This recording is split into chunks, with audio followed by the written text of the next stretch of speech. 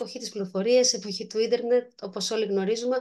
Οπότε, όπως είναι φυσικό, όταν ένα παιδάκι του ανακοινώνει, όταν είναι στην ηλικία ώστε να μπορέσει να το ανακοινώσει ο πατέρα ή η μητέρα ότι έχουν κυστική ίνωση, τότε νομίζω το πρώτο που ψάχνουν είναι να βρουν στο ίντερνετ πληροφορίες, να καταλάβουν τι συμβαίνει και να δουν αν είναι κάτι που τους κρύβει η μαμά ή ο μπαμπάς ή ο γιατρός τους.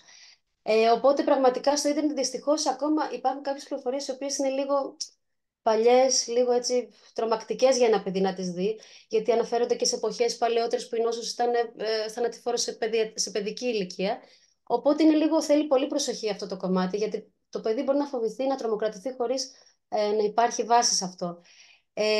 Εμείς αυτό που συμβουλεύουμε είναι να υπάρχει σχέση εμπιστοσύνη ανάμεσα στα παιδιά και στους γονείς και να υπάρχει ειλικρίνεια. Το σημαντικότερο από όλα, να μην φοβάται ο γονέας να εξηγήσει οποιαδήποτε ερώτηση του παιδιού. Και φυσικά να υπάρχει ειλικρίνεια και ανάμεσα και στους επαγγελματίες υγείας, δηλαδή στους γιατρούς, στους θεράποντες, να είναι σε θέση να απαντήσουν οποιοδήποτε ερώτημα τους θέσει το παιδί με ειλικρίνεια, με αμεσότητα και χωρίς υπεκφυγές, χωρίς φόβο, χωρίς να φοβούνται να κρύψουν οτιδήποτε.